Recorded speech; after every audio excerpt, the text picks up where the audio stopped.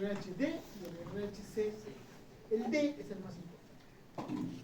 Pero acá sí es todo o nada. O tienes o no tienes. Si tienes este antígeno, RH positivo. No lo tienes, RH. ¿Tienes o no lo tienes? No es como el anterior, que tenías el O, o tenías el A, o tenías el B. Acá, o tienes o no tienes. Pero este es muy independiente al anterior. O sea, el grupo A pueden ser RH positivos o RH. El grupo B puede ser RH positivos o RH. Pues el grupo O puede ser RH positivos o RH. Es independiente. ¿Ya? Entonces, el 85% de las personas son RH positivos. Tienen este antígeno. Y un 15% no lo tienen. Y pasa lo mismo que en el anterior. Si es RH negativo, va a tener anticuerpos contra el antígeno RH. Si es RH positivo, no tiene anticuerpos. Por lo tanto, el RH positivo puede recibir sangre del RH negativo. Pero el RH negativo no puede recibir sangre del RH positivo. ¿Cierto? Porque el RH negativo tiene antígenos contra el RH. Entonces, este sistema, entonces, estos dos sistemas son los más importantes para clasificar. Entonces, ¿cuál sería el receptor universal? Entonces, tendría que ser un AB positivo. ¿No es cierto? Un AB positivo sería el receptor universal. Porque puede recibir sangre RH negativa. No. El negativo tiene anticuerpos contra el RH. No tiene antígeno, pero tiene anticuerpos contra el RH positivos. Si yo le pongo a un paciente RH positivo sangre de RH negativa, va a ser hemólisis. Tendría que ser AB negativo, ¿cierto? ¿Por qué? Porque este va a poder recibir toda la sangre. ¿Entienden? ¿Entienden? Otra vez. Normalmente tienen anticuerpos contra el antígeno que no tienen. El grupo A tiene anticuerpos contra el grupo B. El grupo B tiene anticuerpos contra el grupo. El RH negativo tiene anticuerpos contra el RH, contra los antígenos RH. En cambio, el positivo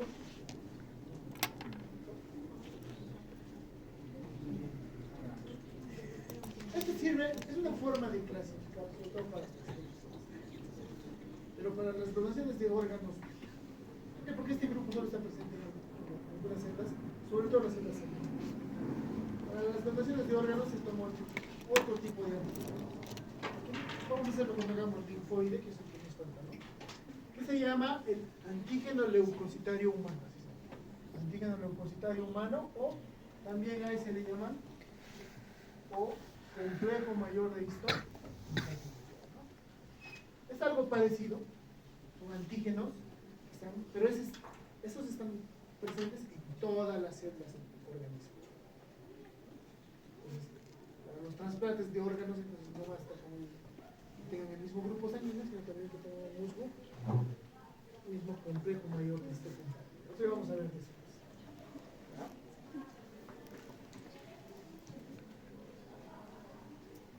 ¿Está ahí entendido eso, no? Entonces, en el interior de los glóbulos rojos va a haber un gran complejo proteínico, la hemoglobina. La hemoglobina comparte mucha de su estructura con otras proteínas, como la mioglobina. Y su función básicamente es almacenar o unirse al oxígeno. De una forma, la hemoglobina está formada por dos partes bien definidas. Una parte proteica, es decir, cadenas de aminoácidos, que se van a llamar las globinas. Usualmente 4 globinas. Usualmente son 2 cadenas alfa y 2 son cadenas y una parte porfirínica que se llama el grupo hemo. El grupo hemo, dentro de la estructura, contiene hierro. El hierro puede estar en dos formas: en forma ferrosa y en forma férrea. Lo normal es que esté en forma ferrosa o férrea.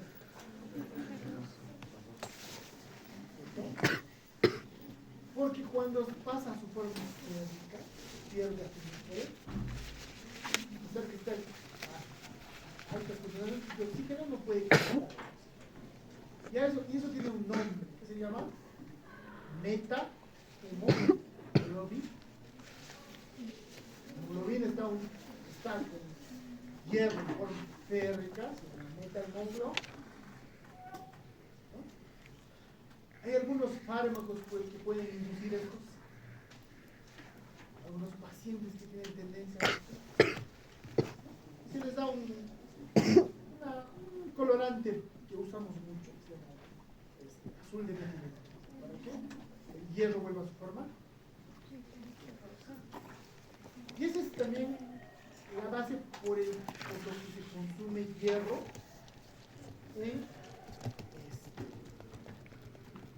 las carnes y en los vegetales. Los vegetales usualmente están en forma no ferrosa. Y por lo tanto, este hierro no sirve mucho. En cambio, en las carnes están en forma ferrosa. Y por lo tanto, ese es el que más nos sirve. Y además, la absorción de hierro en los vegetales es bajísima, no es muy alta, por la presencia de elementos como los fitatos, ¿no? Por los sulfatos, y varios elementos que impiden una absorción. En cambio, las carnes tienen alta concentración de hierro. El metabolismo del alimento es importante.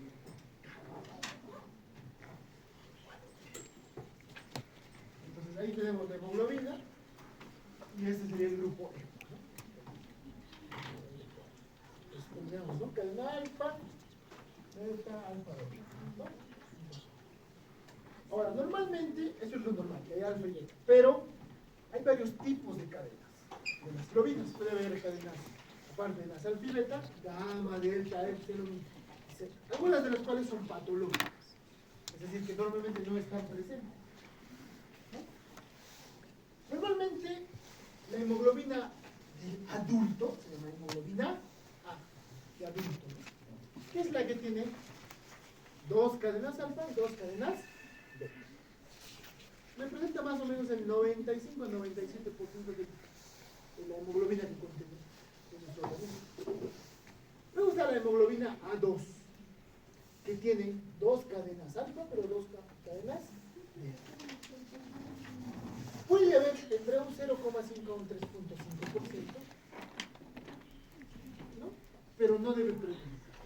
Si predomina, generalmente está presente en enfermedades como la beta-talasemia, en donde hay deficiencia en la producción de las cadenas beta, o en la anemia megaloblástica, por deficiencia de qué cobalto, no, la anemia megaloblástica, la vitamina B12, ¿no?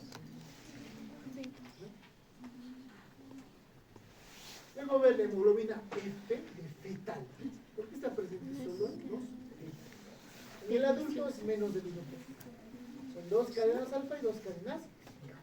Entonces, las cadenas gamma normalmente van a ver que se presentan al principio. Las cadenas gamma son en rojo, están presentes los primeros 6 meses de vida. Las cadenas alfa siempre están presentes desde el periodo embrionario, están en condiciones altas. Las cadenas beta al inicio son bajísimas, no existen. Luego ya sí. Por eso es que la hemoglobina fetal siempre es alfa con gamma o delta. Están elevadas. Pero luego deben desaparecer, ¿no? Todo el resto son hemoglobinas patológicas. Hay algunas en las que todas son beta, todas son gamma, todas estas sobre todo son patológicas, si las encontramos en un adulto. estas son las que encontramos. Sí, está bien. Si las encuentras en el adulto, Está bien. Dice que la megaloblasia el tipo de hemoglobina que es por tenemos es deficiencia de hemoglobina. B12 y ácido fólico. Y la perniciosa ¿Ustedes entienden? Voy a dejar una tarea. Van a averiguar qué es la hemoglobina ¿eso? glicosila.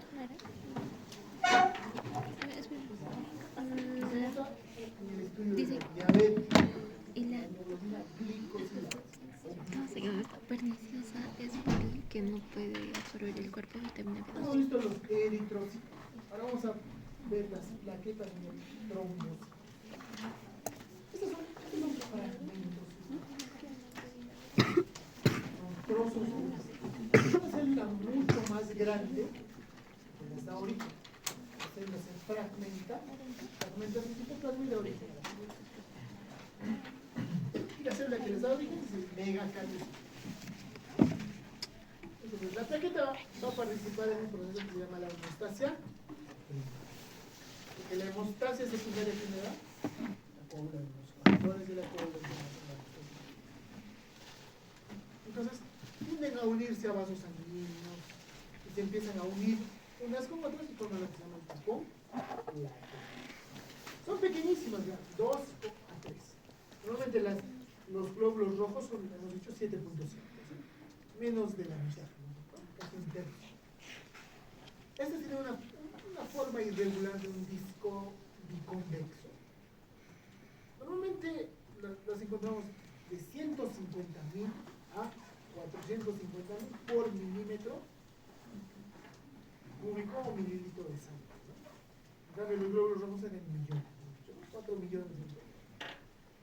Las plaquetas viven de 7 a 10 días. Porque se van consumiendo. Todos los días tenemos microlesiones en nuestro sistema vascular y las plaquetas están taponando estas microlesiones en el sistema muscular. ¿No? Entonces, normalmente la plaqueta va a tener 4 zonas bien definidas, ¿no? Así se ve un fragmento, más o menos. Va a tener una zona central donde están los organelos, como pueden ver, una zona periférica que va a tener microtúbulos, esta amarilla, y una zona con conductos o canalículos dentro del citoplasma. La zona más periférica es la zona de la membrana celular. ¿Por qué es importante esto? Porque va a tener receptores para muchos elementos, ¿ya? En su grupo cálex, ¿no? Para factores de coagulación, por ejemplo, ¿ya? La segunda zona va a ser la zona de los microtúbulos, el citoesqueleto. Son las que van, al igual que los eritrocitos, dan el sostén para darle la forma de la zona de los organelos y la zona membranosa, que es la zona de la invaginación dentro de, o sea, tiene como conductos en el interior. Y va a tener ahí dos cosas, un sistema canalicular abierto y el sistema tubular tenso, que vamos a ver ahora.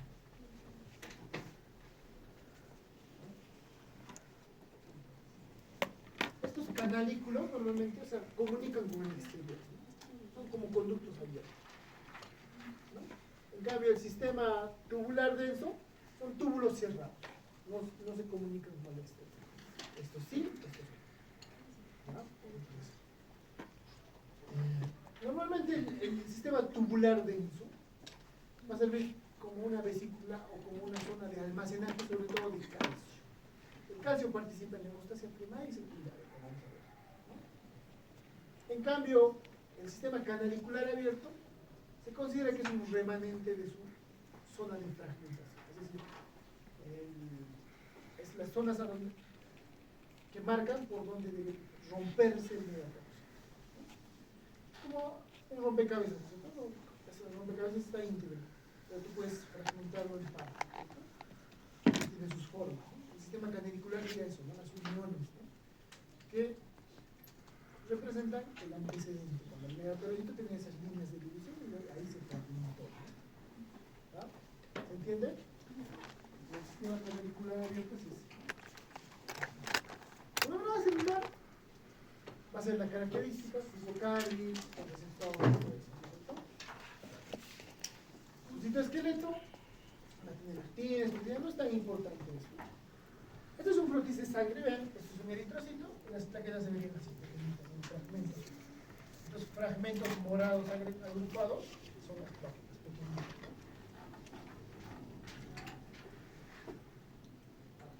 Estos sus organelos, lo más importante van a ser los gránulos. Se tiene otros organelos como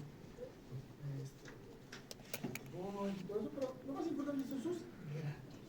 Hay tres tipos de gránulos.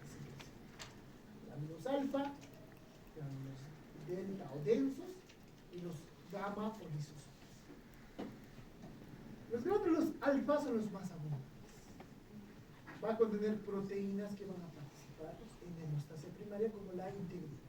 La integrina es una molécula de adhesión entre células y tiene la matriz estacionaria. O proteínas que participan en la coagulación como el factor de von Willebrand, fibrinógeno, el factor 5 de la coagulación, el factor 11 de la coagulación, todos que participan en la coagulación.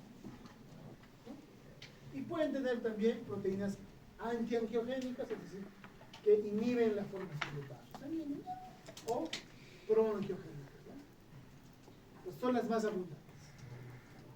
El factor de von Willebrand es muy importante, ¿no? Porque une plaquetas con plaquetas.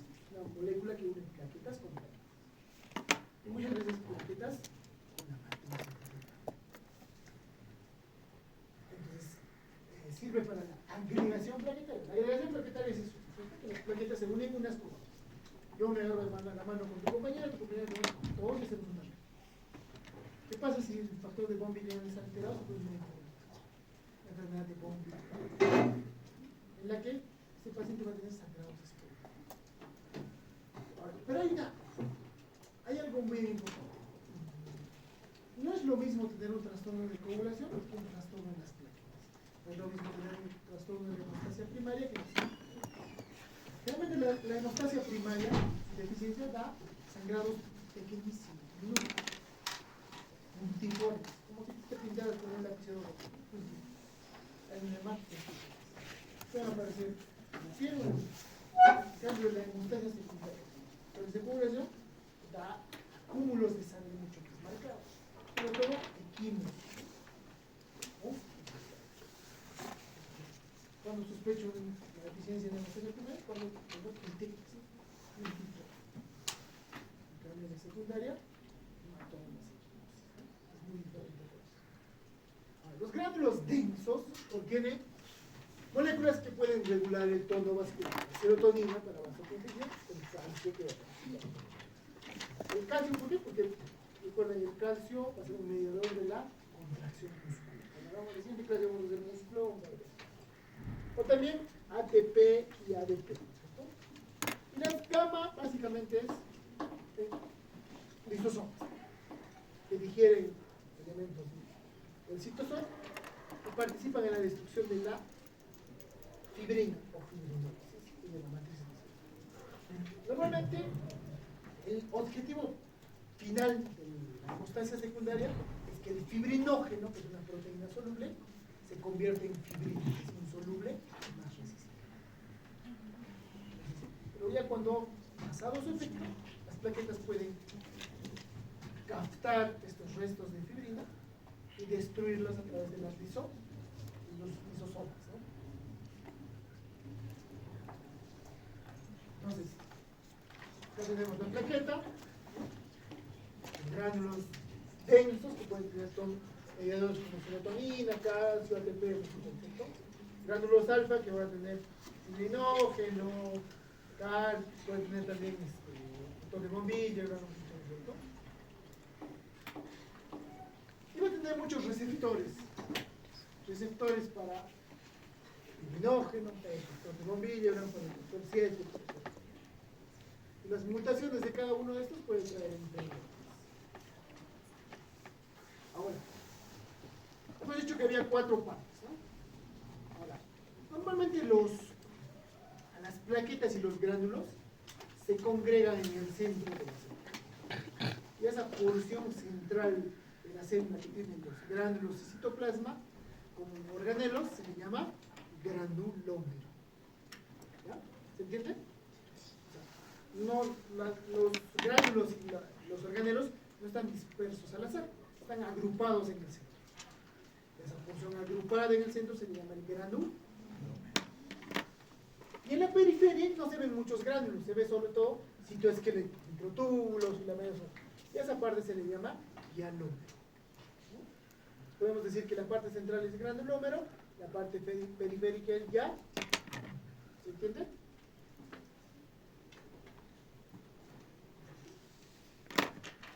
Esto lo van a hacer obviamente en fisiología, pero más o menos es para que entiendan cómo funciona, ¿no? La agregación. Normalmente en una lesión del vaso sanguíneo lo primero que se lesiona es la célula endotelial. Se escasea o desaparece. Entonces, el tejido conectivo subyacente, está por debajo, se va a quedar expuesto a la circulación sanguínea. Las plaquetas tienen receptores, hemos dicho, para colágeno, una plaqueta va a llegar ahí a esa zona donde ha habido una lesión del endotelio y va a unirse, por ejemplo, al colágeno que está ahí, ¿no? Porque el colágeno es el más abundante. Y esa plaqueta se va a activar, ¿no? De hecho, que entre en contacto con, sobre todo con el colágeno, se va a activar. Va a pasar a un estado de plaqueta activada. Una vez como plaqueta activada, va a liberar sus gránulos, el ADP, por ejemplo, ¿no? Y también va a liberar el ATP y todo eso, y eso va a estimular a otras plaquetas para que migren a esa zona. Ahora, a partir de su membrana celular, de los lípidos de su membrana celular, se puede producir trombosano. El trombosano es una sustancia vasoconstrictora, va a reducir el flujo de sangre por el corazón y va a favorecer la agregación de las plaquetas. Las células endoteliales van a producir un factor tisular, ¿no? Algunos consideran que es el colágeno, ¿no? Que se va a unir a los factores de coagulación y va a inducir la cascada de coagulación, ¿no? Eso digamos que va más allá de lo que estamos exponiendo. El factor de von Willebrand también va a ser liberado por las plaquetas. Y ese factor de von Willebrand se va a unir a su receptor en la membrana celular. Y va a unir plaquetas con plaquetas. Es decir, acá está una plaqueta, acá tiene su receptor acá va a ir el factor de von Willebrand, y lo va a unir a otra plaqueta. Y así, varias plaquetas se van a agregar aquí, se van a unir y van a cubrir ese defecto en el vaso sanguíneo. Y luego, las células del endotelio van a liberar, por ejemplo, endotelina y otros factores. Entonces, eso es la activación y la agregación plaquetaria, ¿no? Y luego se va a dar la cascada de la coagulación. Va a llegar, se va a liberar fibrinógeno, se va a activar toda la cascada de coagulación y se va a formar fibrina. La fibrina va a formar una malla sobre las células. Las células se van a pegar a esa malla y van a taponar definitivamente ese defecto. Hasta que se repare, ¿no? Se va a reparar. Las células endoteliales se van a reproducir y van a cubrir el defecto. Y luego, toda esa fibrina que se ha producido tiene que ser degradada por los macrófagos, las plaquetas, ¿no? Entonces, en forma grosera, lo van a hacer en fisiología. Todos los gránulos, su objetivo final es la activación y agregación, sobre todo de los gránulos alfa y los gránulos. ¿Está ahí? ¿Se entiende? Ahora vamos a ver el tercer grupo, las que sí son células propiamente dichas, que son glóbulos blancos o leucocitos. Los leucocitos se van a clasificar en dos grandes grupos: granulocitos agránulos, es decir, aquellos que tienen gránulos y los que no tienen gránulos. Dentro de los granulocitos van a haber tres: los neutrófilos, los eosinófilos. De acuerdo a si sus gránulos se tiñen azules o morados, o van a ser basófilos. Si se tienen medio rojizos, eosinófilos. Y si son tenues, así, neutros,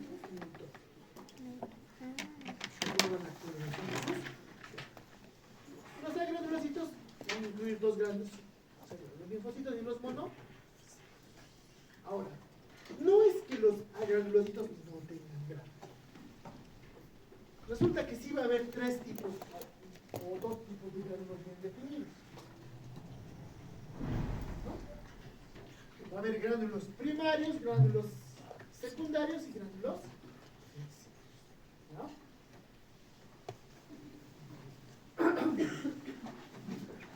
Todos van a tener los gránulos inespecíficos o azulófilos.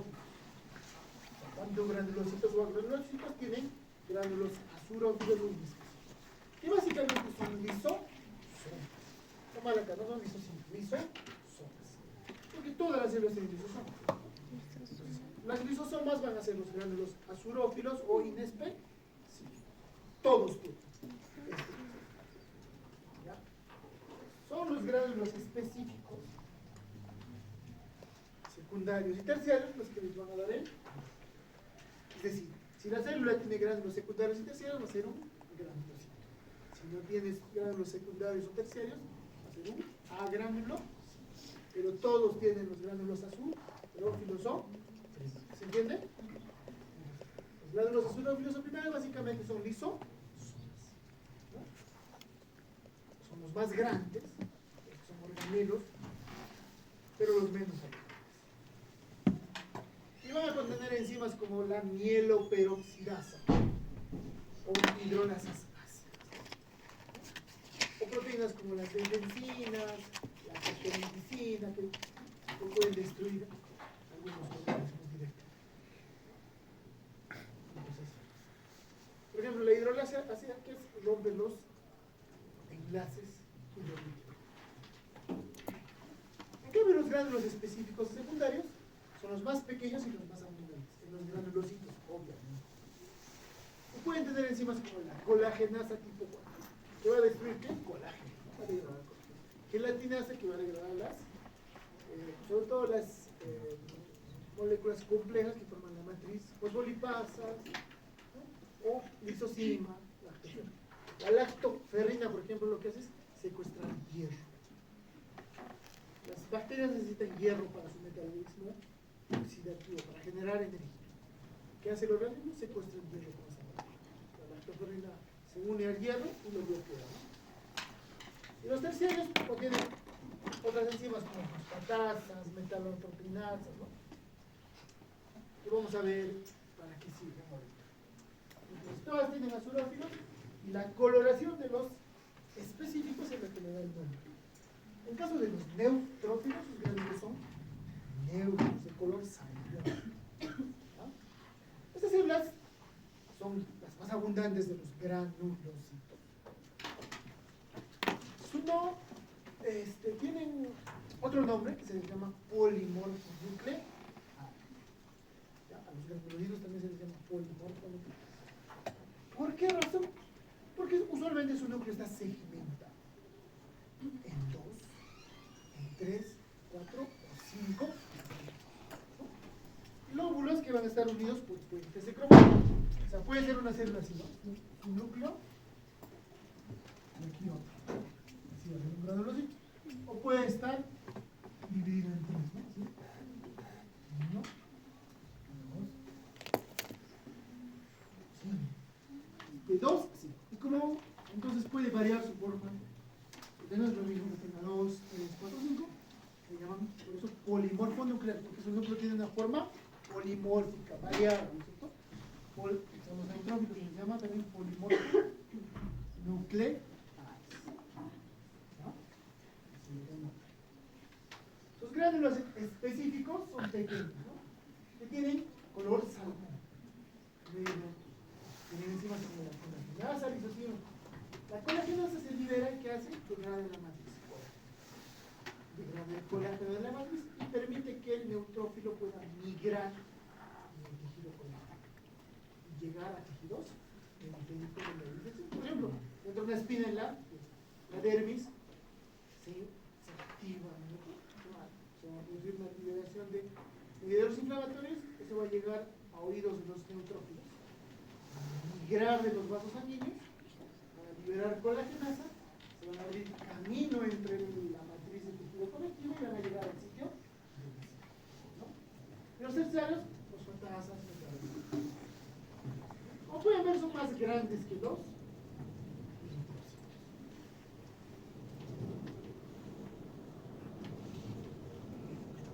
Más o menos la mitad, al 70% de todos los granulocitos van a ser, no son el granulocito más agudo, ¿no?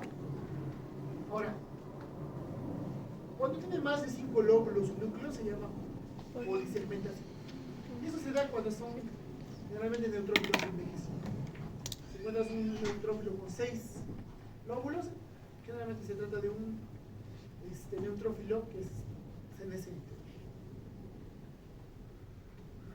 Más o menos los eritrocitos viven en la sangre circulando 6 horas. Inmediatamente luego migran a los tejidos periféricos, ¿no? Y ahí pueden durar días, ¿no? ¿Cuál es su función? Destruir y fagocitar sustancias extrañas como las bacterias. Pero normalmente liberan sus gránulos y entran en apoptosis. O sea, solo pueden funcionar una vez, ¿no? O sea, van, atacan y mueren, ¿no? Pueden destruir algunos hongos incluso o restringir su crecimiento. Ahora, a veces en infecciones serias, cuando hay una carga bacteriana alta, sus enzimas no solo degradan o destruyen a las bacterias, también destruyen el tejido adyacente y también se destruyen a sí mismos, ¿no? Y todo ese conglomerado de restos del tejido, de restos de las bacterias y de restos de la célula forma un cúmulo de secreción. Normalmente es un color medio blanquecino, a veces medio verdoso. Y forma lo que se llama la pus, ¿no es cierto? O secreción purulenta. La pus o la secreción purulenta son el efecto final de los neutrófilos. Son restos de las bacterias muertas, restos del tejido que ha sido degradado por estas enzimas y restos de los neutrófilos. Entonces, a eso se llama los polimorfos nucleares. Ahora, normalmente en su periodo, cuando hagamos formación de sangre, vamos a ver que los neutrófilos, antes de ser neutrófilos adultos, su núcleo cambia un poco. Tiene forma de un teléfono, ya no es un puente delgado, sino así, ¿no? Así, alargado. Entonces, a estos neutrófilos inmaduros se les llama también abastonados. ¿No? ¿Por qué? O callados, ¿no? ¿Por qué? Porque su núcleo tiene forma de un vasto. Puede haber en la sangre, pero un pequeño porcentaje, menos del 10%. Cuando hay infecciones serias, los neutrófilos mueren. Entonces, ¿qué hace el organismo? Empieza a sacar los neutrófilos inmaduros que están en la médula ósea a la circulación, para que estos en el camino vayan madurando y sigan ese efecto sobre la. Entonces, el porcentaje de los abastonados o inmaduros se va a elevar en la circulación sanguínea. Entonces, ese va a ser un marcador de la infección seria. Se encuentran muchos neutrófilos inmaduros en su sangre, quiere decir que está haciendo una infección seria. ¿Ya? Ahora, no todos los neutrófilos están circulando en la sangre. Los inmaduros están en la médula ósea, pero una parte de los neutrófilos están en los vasos sanguíneos, adheridos a los vasos sanguíneos, ¿no? Adheridos a los vasos sanguíneos. A esos neutrófilos se les llama neutrófilos marginados. Están adheridos al endotelio en un reposo relativo. Una vez que se activa por una infección, estos se liberan y migran a los migran entre las células endoteliales por movimientos tipo amoeboideo, algo parecido a los marginados. No, esos pueden vivir más. dejando libres los circulares. Los marginados pueden ser más libres. Un ejemplo, ¿no? Esos son los marginados. Entonces, el neutrófilo va a reconocer una bacteria. Normalmente, ¿qué pasa? Nosotros ya tenemos anticuerpos producidos por la linfocitos. Cuando vamos linfoideo, lo vamos a explicar mejor, pero todo lo que es extraño, nuestro cuerpo va a liberar proteínas que se unen a esa bacteria, a esa sustancia. Y esos anticuerpos van a ser reconocidos por los neutrófilos. El neutrófilo lo fagocita, ¿no? Lo fagocita, se lo come, ahí libera a veces al medio exterior o hacia el interior del lisosoma, del endosoma, y el endosoma se va a fusionar con el lisosoma para destruir a la bacteria. Ahí se liberan los otros gránulos. Se destruye la bacteria, pero inmediatamente la bacteria entra en apoptosis. ¿No? Más o menos así es la fagocitosis. Pero a diferencia de los macrófagos, esta no es una célula presentadora de. Los macrófagos destruyen la célula o los microorganismos, pero no se suicidan, no entran en una proceso. Se van vivas, toman el antígeno y lo presentan a las células, a los linfocitos. En cambio, los neutrófilos no. Son como kamikazes. Van, destruyen y se matan. Luego están los eosinófilos. Los eosinófilos son otro tipo de granulocitos. La diferencia del anterior, sus gránulos intensamente grasosos. Por eso se llaman eosinófilos. Tienen de 12 a 15 micrómetros de diámetro, pero esto sí, su núcleo es bien característico. Dos lóbulos unidos por un puente microfágico, como unos audífonos, ¿no? Eso es característico de los eosinófilos. Representan solo el 2 al 4% de los granulocitos. Ahora, habíamos dicho que los neutrófilos tenían receptores por los anticuerpos. Estos eosinófilos tienen receptores específicos en su membrana para un anticuerpo, para la inmunoglobulina. O sea, solo responden a la inmunoglobulina. El neutrófilo responde a varios anticuerpos, como la inmunoglobulina G, M. Pero los eosinófilos solo a la inmunoglobulina E. Y la inmunoglobulina E está relacionada con las reacciones alérgicas. Se libera en reacciones alérgicas. Entonces, va a liberar sus gránulos cuando el anticuerpo, la inmunoglobulina E, se une a libera sus gránulos y va a desencadenar una respuesta alérgica masiva. La inmunoglobulina E básicamente se libera en situaciones de alergia, pero también va a participar en la destrucción de parásitos. Entonces, su número va.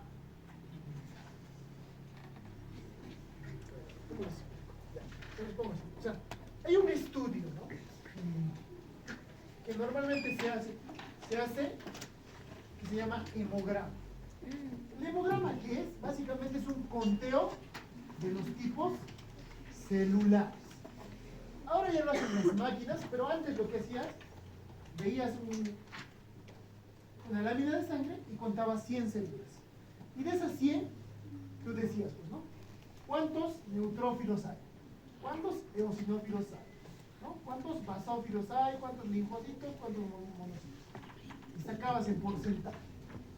Hemos dicho que los neutrófilos, lo normal es que haya de 50 a 50. Ese es su valor. En infecciones bacterianas, esto va a L, va a estar por encima de 70. Igual, los eosinófilos están entre el 2 al 4 y el 5. Es normal que encontremos este valor, pero cuando el paciente tiene una reacción alérgica severa o parasitosis marcadas, este número va a L por encima del valor, 5%, 6%, 7%, 10%. ¿Se entiende? Eso es un problema. Entonces, cuando hay hay más neutrófilos de lo normal, se llama neutro. Si hay más eosinófilos de lo normal, se llama eosinófilo. Entonces, la neutrofilia, ¿qué? Entonces, ¿significado de qué es? Infección bacteriana. Infección bacteriana. Obviamente el porcentaje va a variar, ¿no? Si hay eosinofilia, ¿qué va a representar? Dos cosas. El paciente tiene parasitosis, pues hacer una infección. ¿Se entiende? Y finalmente, después de esto vamos a ver a los vasos. Pero antes, ¿no? Ahora, es lo mismo que el neutrófilo, vive 6 horas más o menos, ¿no? Luego pasa los tiempos. Entonces, tiene actividad antiparasitaria. Segundo, pues, participa en la respuesta inflamatoria alérgica en este.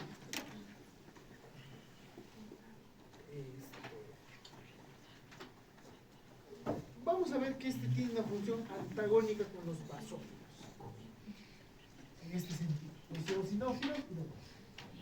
Los eosinófilos y los basófilos están elevados en reacciones alérgicas.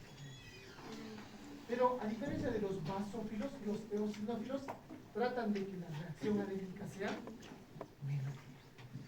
¿De qué manera? Inhibiendo proteínas como la histamina. La histamina, como dijimos, tejido conectivo, hemos visto que había una serie de masto, en respuesta a reacciones alérgicas, liberaban sus glándulas.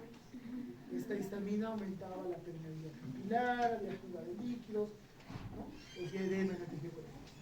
Esas eran lo que van a hacer es inactivar a estas moléculas, ¿no?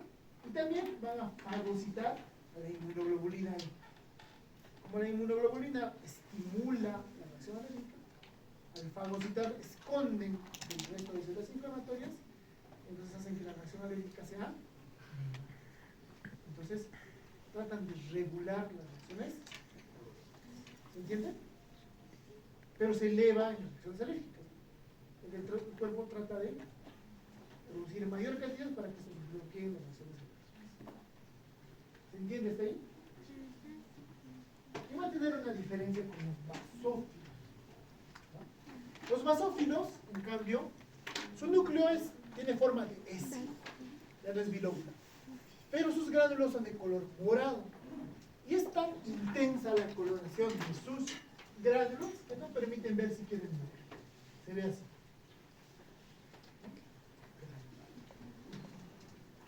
Estos también tienen receptores para inmunoglobulina,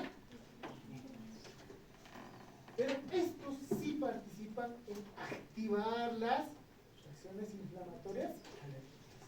Mientras que los eosinófilos lo que hacían era tratar de bloquear o disminuir la reacción alérgica, estos lo que hacen es incrementar, activar la reacción alérgica. ¿Se entiende?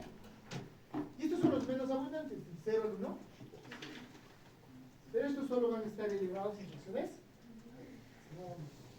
El otro de las reacciones alérgicas y reacciones parasitarias, ¿no? Estos se van a parecer un poco a los mastocitos porque no van a contener hista, EPA, y van a tener sus gránulos específicos, al igual que los mastocitos, tienen metacromacia. Es decir, los tiñes de azul y terminan siendo violetos. Se parecen. Son los únicos granulocitos que tienen metacromacia. Liberan histamina, que produce vasodilatación, broncoconstricción. Heparina. ¿No? Entonces, estos son al igual que los mastocitos, responsables de las reacciones alérgicas. Porque su activación por la inmunoglobulina produce la liberación de esta. Un paciente alérgico, por ejemplo, es alérgico a la picadura de un zancudo. El zancudo lo pica, ¿cierto? Los linfocitos van a liberar inmunoglobulina en respuesta a la picadura. La inmunoglobulina empieza a circular, entra en contacto con estas células, estas se empiezan a liberar, esta. Los mastocitos de la región cercana también se activan y liberan histamina. Si es una reacción alérgica menor, solo va a haber ronchas o abortos. Es una reacción alérgica severa, se va a producir un edema de todo el tejido conectivo, ¿no? De la dermis, el tejido conectivo de la vía respiratoria. Y el paciente se le va a cerrar la vía respiratoria. Entonces, los asmáticos tienen eso, ¿no? Y cuando se le cierra la vía respiratoria, generalmente respiras con dificultad, ya se me sonido característico, ¿no? Sibilancia se llama, respiran con dificultad. Porque no pueden introducir aire. El edema de la mucosa de la vía respiratoria reduce la luz. ¿Se entiende? En cambio, los eosinófilos tratan de moderar esa respiración. Tratan de degradar a la histamina para que no tenga efecto. A la inmunoglobulina E entra en contacto con su receptor, se lo fagocitan y responden para que no haya problemas. Entonces modulan las reacciones. En cambio, estos son los responsables de los síntomas de las reacciones alérgicas junto con los mastocitos. Es más, tienen un origen común en la formación celular. ¿Ya? Vamos a ver cuando hablamos hematopoiesis. ¿Hasta ahí se ha entendido? Luego vamos a pasar a ver los agranulocitos, los que no tienen gránulos específicos. Son dos, los linfocitos y los monocitos. Los más abundantes, los linfo